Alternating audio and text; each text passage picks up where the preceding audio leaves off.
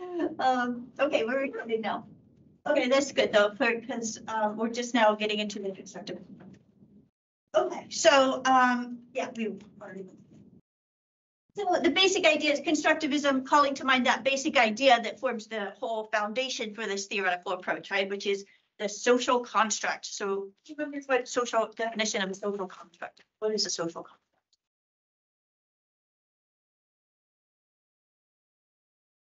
What is, when you say something is a social construct, what does that mean? Yeah, Alec. Social construct is an idea that is reinforced by it's hard to explain, but you could just say it's an idea. Put a period there and that works. A social construct is an idea. Yeah, Anthony. Well, I wouldn't say it's just an idea. I'd say it is an idea that is almost made but reality, but the fact that everyone believes in it in some form, Yes. like money, for example, that's a social construct, but society runs off of that. If there's no money, you can't buy anything, you can't sell anything, society collapses. So it's an idea that has to be shared by a group of people. So remember that word reification? We talked about what that means. Reification means to make something real. So the counter argument to Allison's argument in his article, The Thucydides Trap, is that by talking about the Thucydides Trap as if it's real, you can make it real, you can reify it. Right? So that's the idea, is that you, by talking about, since the social world is made up of ideas, how we talk about ideas matter, and those ideas matter. And so, as we just saw, like whole societies can change based on ideas, right? So we call it constructivism because it's made up of it's studying social constructs and how those social constructs influence international politics. Constructivists really emphasize that political science is a social science. It's not a hard science. It's not like biology or chemistry or anything like that. We're talking about a social science which is made up of people. And so whenever you do that, that has implications for how we study it. So that's the methodology part.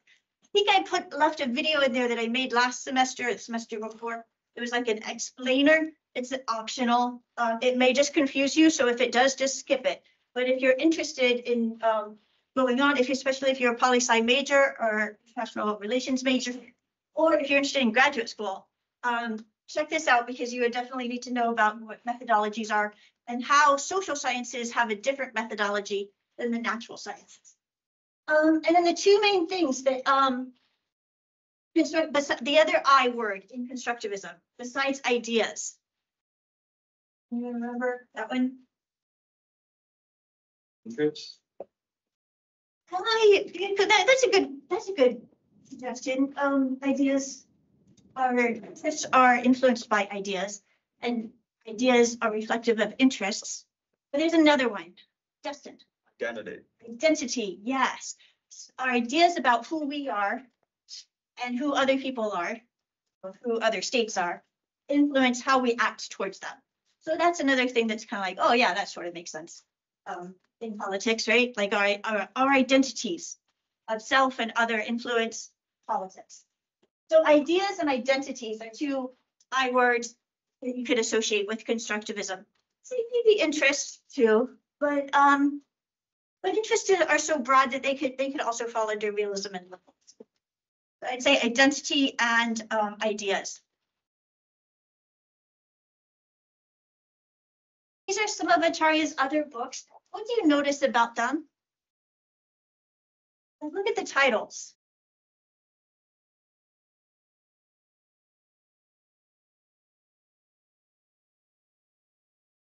I'll talk more about the critical theories on Wednesday, what they all have in common, because it groups multiple different theoretical traditions under that category of critical theory.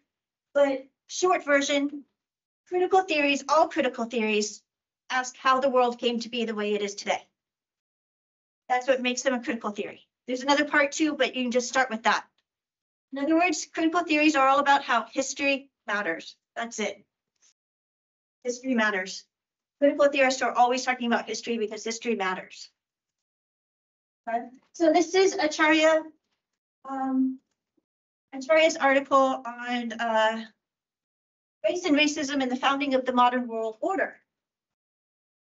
So, remember how I talked about when you're reading through an article, and you're trying to identify those different parts of the article. The question and the answer come early on. Want to look in the first few paragraphs.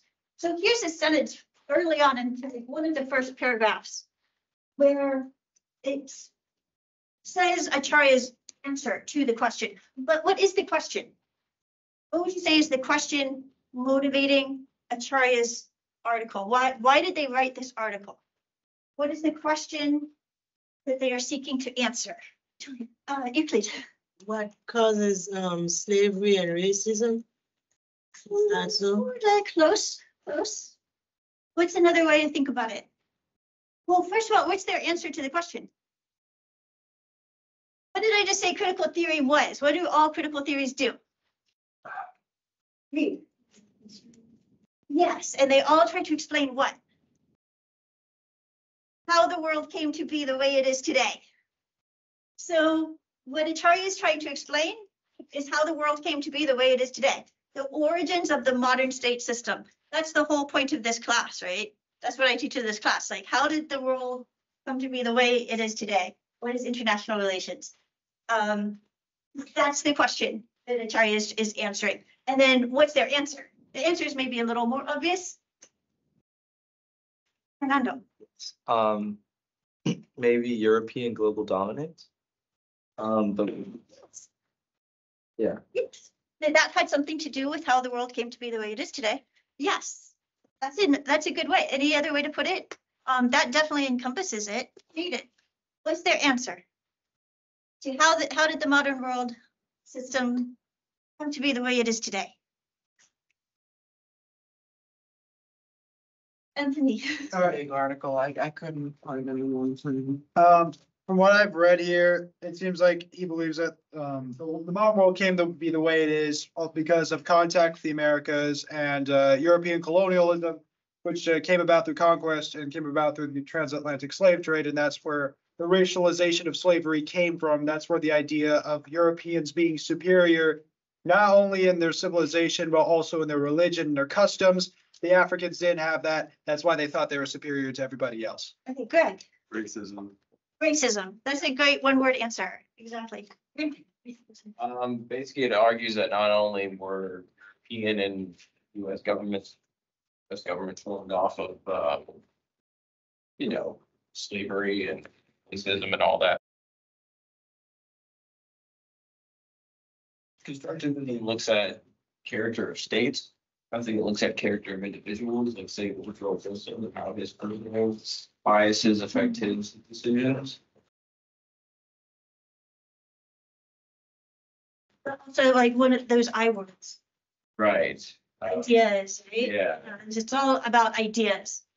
So yes, does that make sense how this is an article that's like constructive, like working off constructivism? It's all about how ideas influence political action.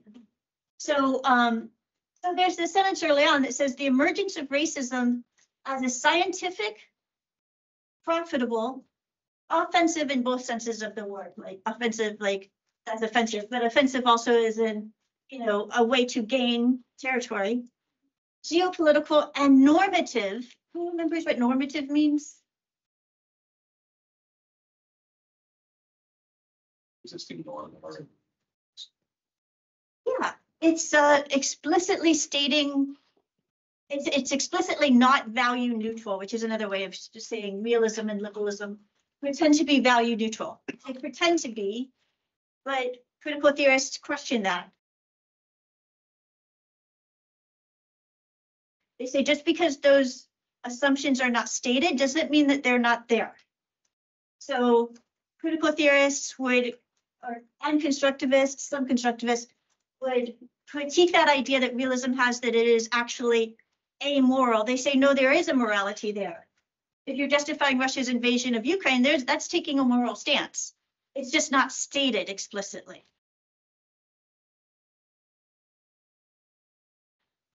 So normative theories reject that and say it's better to state.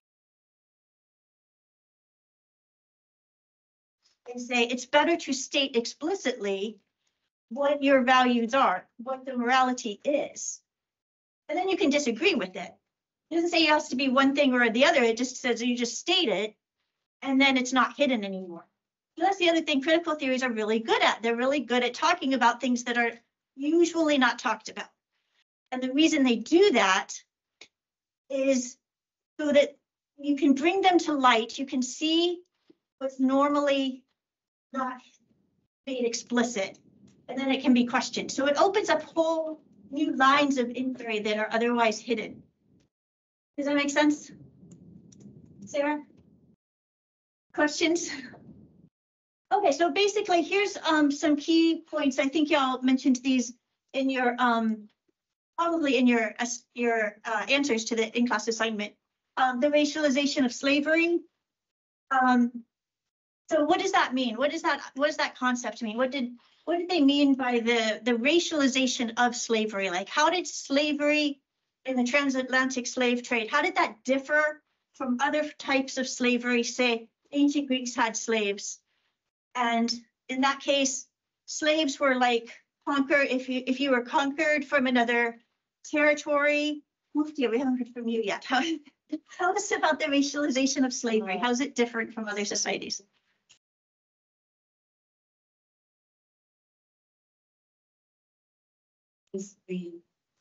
During war, they would take what's happened, they would use it as like, and then when it came to transatlantic, they started saying, oh, well, because you're darker, you have to be a slave. And So that it's was connected. it wasn't ever like, oh, because you're Christian, like we won't make you a slave, because there were Christians in Africa at the time. It was just because those were. Right. So it's that idea that like, and in other times, if you were conquered, you could also become not a slave at some point. For the first, what happens in the transatlantic slave trade for the first time is this linking of the status of slave with this concept or this idea of race. So that's what they mean by the racialization of slavery. So that's a key concept that forms part of Acharya's argument. Does that make sense? Like if you're thinking about how to analyze Acharya's argument, knowing that that's a key concept helps you understand like what are the propositions of their argument and how they come to their answer. Because y'all know right away like what their answer to the question is. That's not a difficult thing. They state it right up front. You can kind of guess even without reading the article, maybe what the author's answer to this question is going to be. But in order to understand how they get there, you have to understand the propositions of the argument. You have to understand like the key concepts. And so some of these key concepts I think are defined. But I think I just have this. Yeah, this I have this other in subsequent slides. You can just go on. I say this article mirrors the same way you write the essay. They put all their key points, their answer to the question in the intro, and then they expand on each of these ideas in the body of the essay, in the body of the article. Okay, so all of these things are mentioned earlier on. This race was a concern of IR early in the 20th century. They don't say this part, I think, in the intro. This gets developed later, but that's how, see how this is a supporting sentence for this statement. Race was a concern of international relations, the field, in the early 20th century. So that's a statement or a claim, right? And then this is supporting evidence of it. So that's what I mean about on Wednesday, we're going to go in more into like claims versus evidence. So I want you to go back, and that's why I gave you the hard copy of this article. So I want you to go back into it and underline the claims, things like that. Like what's a statement or a claim that is made? And then what is the supporting evidence to back that up? Just like I had in that slide that I showed you from, I think it was last week, where I had an example of an article and I had, claim number 1, and then it was A, B, and C, and then evidence linking each of those things. That's what I want you to do to the Acharya article for Wednesday. So bring it back with you on Wednesday with those things underlined. So we get used to the idea of like how to looking for claims that authors make in their arguments, and then looking for the evidence they use to back up those claims. Okay, so yeah, they also say that this article highlights the link between racism and world making. Why do you think they use that term? What is that term? That's an interesting term, world making. What does that mean? Forget how many times have I called on the same two people, and also Graham. I guess the development of a sovereign state, because the author argues that states can be sovereign and still have racism within slavery. Maybe move to you. Like, I'm pretty sure he said in the article how basically countries form their own ideas of how the world is based off of them at the center. And how they see the world, so the United States, they all should believe in the same thing, I believe. So if the United States has racism and slavery, they're gonna think, oh, well, other countries should as well because it's so prosperous. Like if we. Yeah. These are both two good answers. There's another answer that I was kind of thinking, but both of these are good examples. Let me just flip back to this. This thing is supposed to be like a little globe, and the idea of like social constructs make the social world. That's it, like an even more. So these are good, like more specific answers. I guess I was just asking like kind of a broader question of like world making. In other words, that the use Acharya's use of that term world making is just another clue that they're using constructivism. They're using this idea of a social construct, how an idea builds a whole world, a social world. And then, yeah, more specifically, like what Mufti and Graham were both saying, how that plays out in an individual nation state is like a concrete example of that. But I was just thinking of more just like broadly, or like how they understand what the social world is, what the social world is made up of. Okay, and then they also, I think, ends the intro with this basic like equation. You can think of it as an equation. This is basically their answer to the question: how did the world come to be the way it is today? Answer: racism plus slavery plus empire equals the current world order. Okay, so all of these are all about how ideas shape the world. We'll table that question about the concept of power. We'll come back to that probably on Wednesday. But here's, I guess I should have showed this earlier about defining social constructs. Another way to think of a social construct is it's like a mental framework for organizing the social world.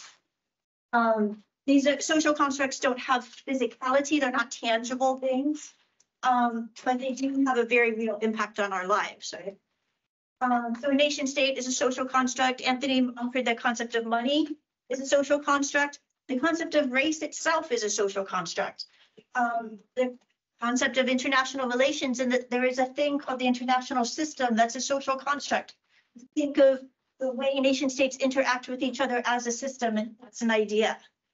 Right, so we have this whole field of study devoted to studying the social construct.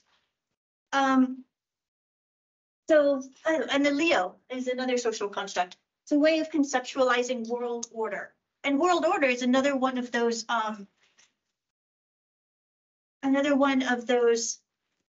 key concepts that they define in the article, right? Before we get there, maybe I should have put this first. Propositions and key concepts. I was gonna clarify this after last week, and I said I would go over it again. So I just wanted to give like shorter definitions of this. Is this helpful to do this now? Or should we do it later? Or should I skip it and we'll stick with Acharya's argument? I'll go ahead and do it now, because these are things I've said before, but just thinking about them now in relation to Acharya's argument, their article. Propositions are just statements or claims made by an author in order to make their argument. So a proposition can be a diagnosis of the problem, as it was in the article that we read last week, Liberalism Begins at Home. One of their propositions that builds their argument was the diagnosis of the problem. What's the problem? What was the problem in that article?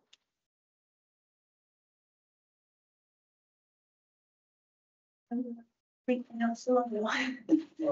Not this article. Yeah, from last week, like that, when we said like, their argument, in that article, liberalism begins at home is based on this idea of like, that there's a problem and their diagnosis of the problem, what? Non-liberal orders are slowly emerging. If careful, then liberal order is not going to have as much say in political affairs in the middle stage. Right, yeah, that there's a decline in liberalism. And that's the diagnosis of the problem. So a proposition can be a diagnosis of a problem, and it can also be their proposed solution, which was what in last week was the proposed solution in that article.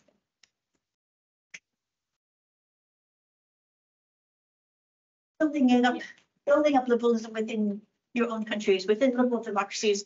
Liberal democracies themselves need to shore up liberalism at home in order to preserve the liberal world order internationally. So examples of propositions, distinct statements and claims. Key concepts are basic ideas that just help the author make their point. Now, just about anything can be a key concept. So how do you narrow it down? Focus on the ones that are most relevant to the idea. So like some example from last week, yeah, it could be a key concept. Oh, foreign policy. That could be a key concept, but more specifically, that could apply to anything. How do you make it specific to the author's argument last week? Well, a certain type of foreign policy is part of what they were recommending, right? So key concepts that are most specific to what the author is arguing. And what were those? They were like 2 or 3 of them that Acharya used in their article, and they defined them. You remember what they were? Like just about anything can be a key concept, but what were the 2 or 3? You can tell that they think it's the most important because they define them, right? Alan, do you remember what were the 2 or 3 key concepts that Acharya thought were so important that they're going to define them in the article itself? Which article? This one? Yeah, Acharya's article. Like its key points? Yeah, well, a key concept. Well, he was more so talking about how racism and race play like big factors in internationally and how it can. So racism and race would be a key concept, would you say? Yeah, I would say. Yeah, that makes sense, right? What's another key concept, David, that they use? World order, the concept of a world order. Yeah, exactly. So you see how, like, you can think key concepts could be anything, which is true, but try to focus on the ones that are most important, the most integral to their argument, right? And that would be often ones that they define. Yes. Yes, yes. There's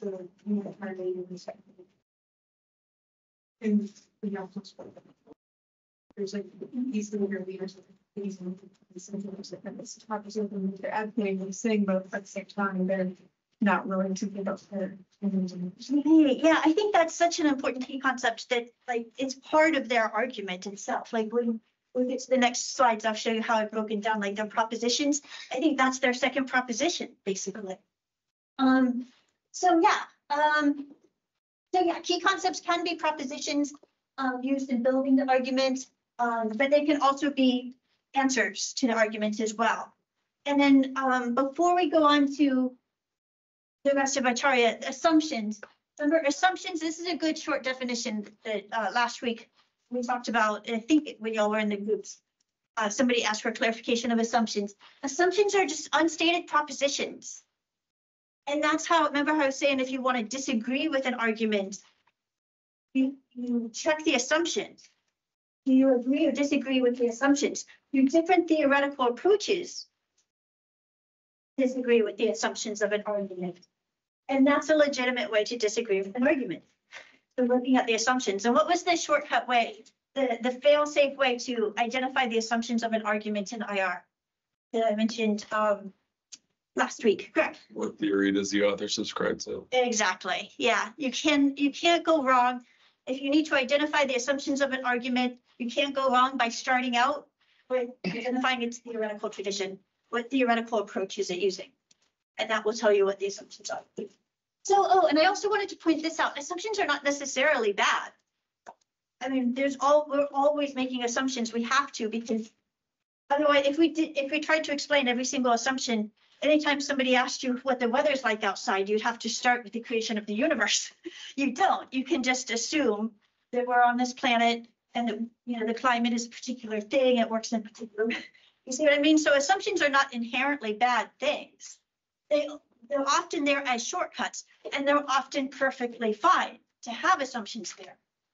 When they become problematic is when they close off certain lines of inquiry. And other, like I said, critical theory is all about pointing out the assumptions in rationalist approaches such as realism and liberalism. And the reason they do that is because those assumptions do matter. In that case, those assumptions closed off certain lines of inquiry that are inaccessible to us unless we question those assumptions. So that's why critical theory does what it does. But assumptions in and of themselves not necessarily bad. It's just that you just want to know that they're there. Be able to identify them even when they're not stated, because often they're not. That's why they're called assumptions. Make sense? So yeah, the takeaway. I was trying to come up with like a short thing, like a short version. I was almost going to email this last week. I probably should have because now this seems so long ago, but it was based off of when we did that exercise. It's the short version of the takeaway on these 3 points. And I'll just, like I said, I'll have these up in the modules. You can, you know, take a photo of this or whatever, but this is a good takeaway. You know, propositions are statements or claims made. They can be diagnoses of the problem, or they can be the author's answer. Concepts, key concepts are particular basic ideas used to build the argument. They can be propositions, and they should be central to the argument, not just like every key concept. And then assumptions are unstated propositions. Not always bad, but definitely worth noticing. Okay, so let's break out the article and look at, notice the different parts. Sometimes it's helpful if they label them, but the introduction is it starts on page 23 and it goes to page 25. So that's worth looking at relatively in depth, because why? What was it about intros? Yeah. Ideas. It has the whole main ideas of the argument. It tells you, remember that public speaking thing? Tell people what you're going to tell them, and then tell them it, and then at the end, tell them what you told them. That's basically what a good academic article is doing, right, Jaden? The intro is telling you what the article is going to tell you, what they're going to argue. So let's look at these all come from this introduction. They even say the article highlights the links between racism and world making. I forget what pages that is on, but you see it somewhere in there. Also, that racism plus slavery plus empire equals current world order. And that can be broken down. I think this is up top of page 24 and 25. No, it's top of page 24. Colonialism and racism are linked. That makes sense, right? And then racial equality and human rights are linked. That's that second part of the argument that Reid was talking about. The UDHR, which is the Universal Declaration of Human Rights, which was a document that came around the time they were forming the United Nations, and after the Second World War was over, they wrote the UN Charter. Well, first we had the Atlantic Charter, which we talked about last week as an example of liberalism. Churchill and Roosevelt on a ship in the middle of the Atlantic, saying, here's what we see as what the world will look like or should look like after the war is over. And that was in response to Germany had issued something like, well, here's our war aims, our goals for the war.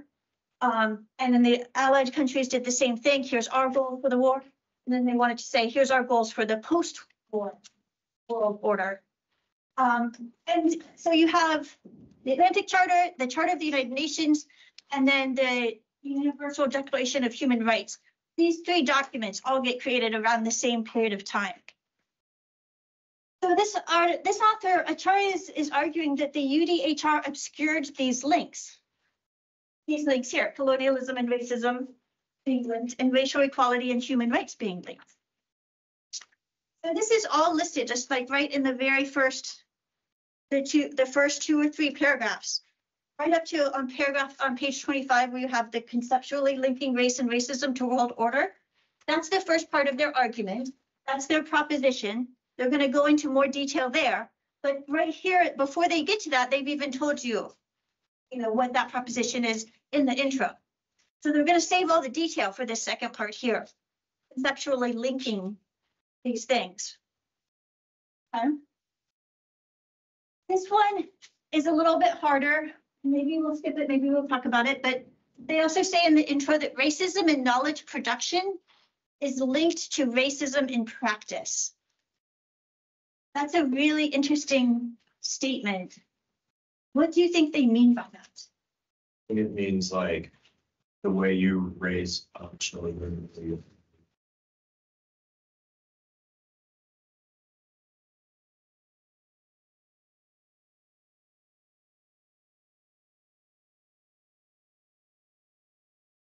And then they say this is still in the intro. They say our conclusion in this article is that it warns against the danger of faddism, or just being trendy is what that means. Like faddism is kind of a weird word, but they just mean like, trendiness, stuff like that. And then the last paragraph of the intro, this is something that all academic articles will do. They will always have a last paragraph that tells you part 1 does this, part 2 does that. I'm going to do this in part 3 and conclude in, this way. So it's really, you can really get a lot out of reading at least the intro of an article. Okay, so the propositions of the argument, there's at least 2 that we've broken down, and you can see it in the intro. You can see it back here. Last paragraph of the intro tells us what the parts of the argument are going to do. 1 is they're going to define key terms, and 2, they're going to show how racism shapes the post-war order. And then they're going to conclude. So the first part of the argument is we're defining key terms, because the reason why Acharya is doing that is because they're conceptually linking. Notice the title. This is page 25. Notice the subheadings. Subheadings are often telling you the propositions, not always, but often. And in this case, it's true. This is the first part of their argument, conceptually linking race and racism to world order. So we talked about why they're, they give a definition of racism on page 25 and a definition of world order on page 26. And these are long definitions, right? These are paragraph long definitions. So they go into great detail about exactly what they mean by each of those things. And then empire, slavery, capitalism, and civilization, Europe's invention of race, that's a kind of a subcategory underneath that. This is still first part of the argument, conceptually linking race and racism.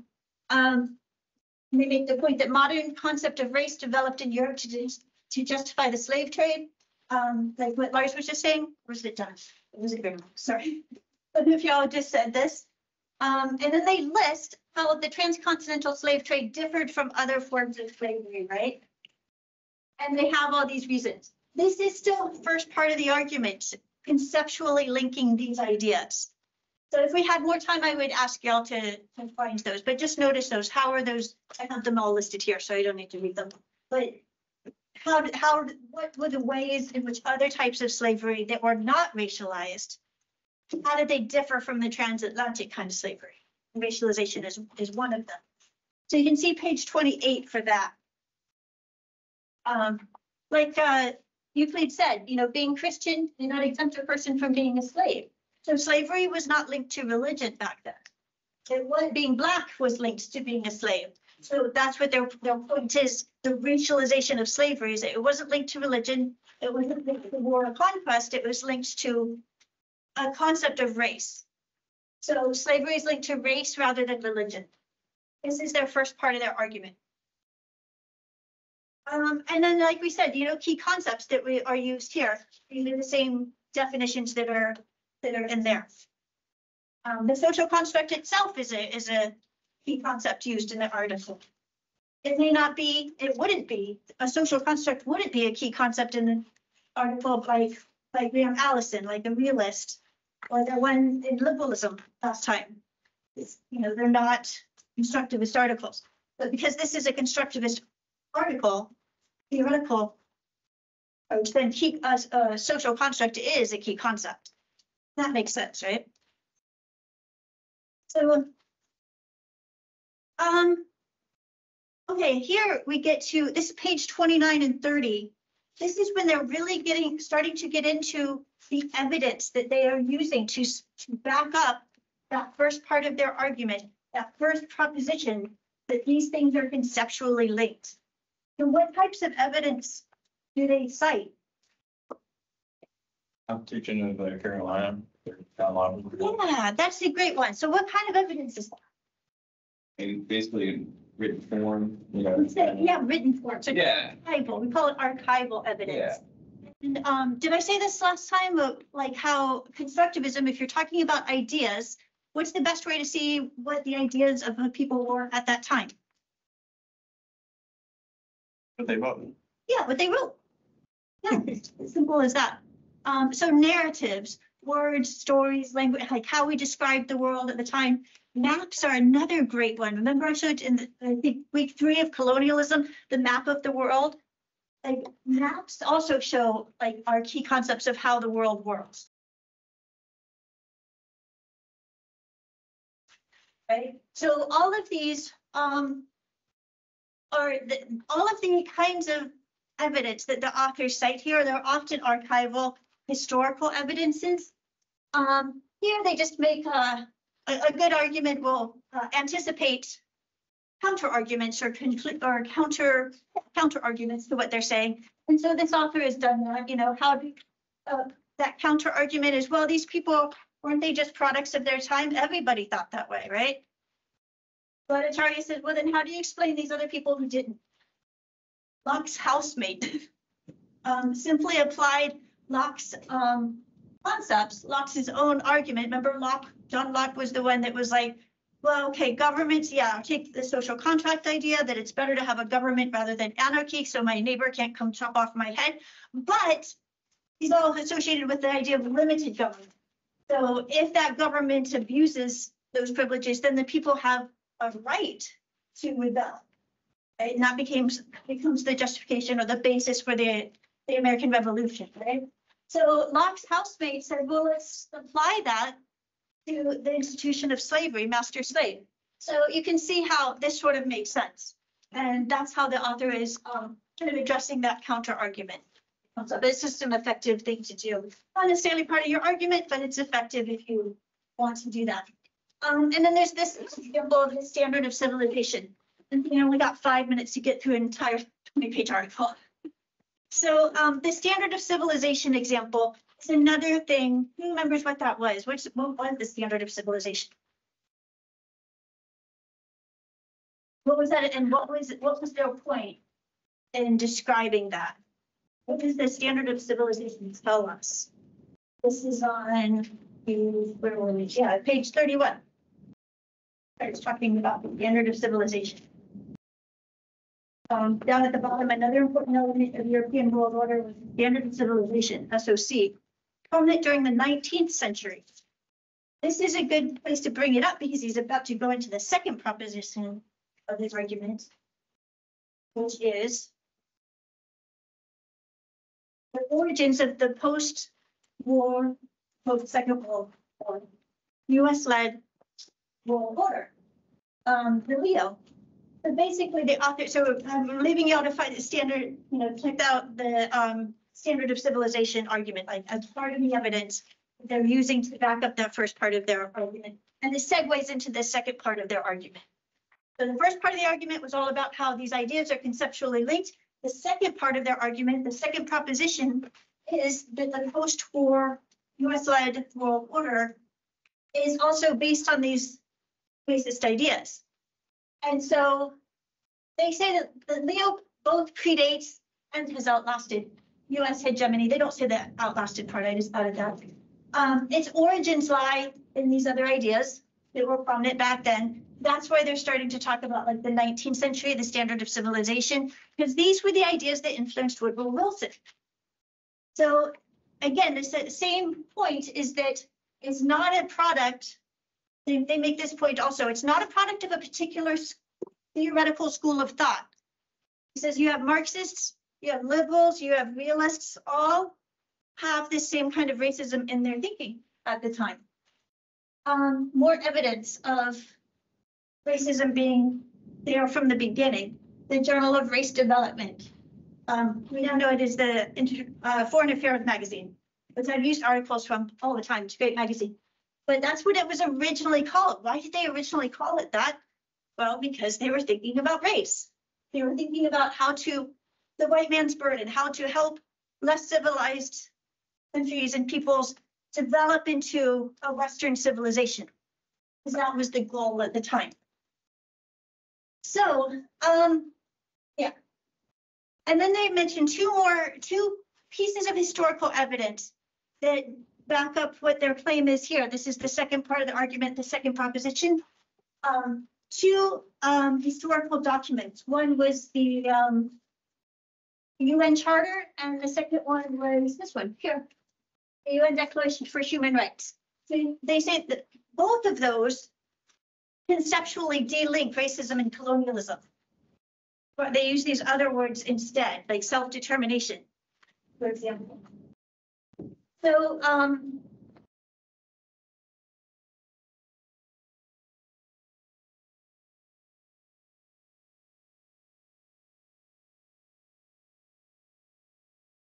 the result of that, they say, is what created the modern world order. This didn't get remedied until people of color were brought into the conversation. So then that's when they give these examples of the 1955 Bandung Conference. 29 countries participated. 5 years later, the UN finally does officially discourage colonialism. So there was a declaration. So and the other example, this woman here who's influential in shaping the Universal Declaration of Human Rights. These are people who eventually were successful in getting these famous documents that form the foundation of international law, recognize racism and colonialism. So I am out of time. That's their conclusion. I'll just post these later. Say what you want to do is take this article, don't leave it on your desk, take it with you. Underline the claims. Remember, these are propositions. Key ones, not every single one, but try to just focus on the key ones. Underline the claims, and then find the evidence that's used to support those claims. And there's usually more than just one piece of evidence. Does that make sense? Any questions? Sorry, I had to go through that so fast. Great, I'll see you all on Wednesday.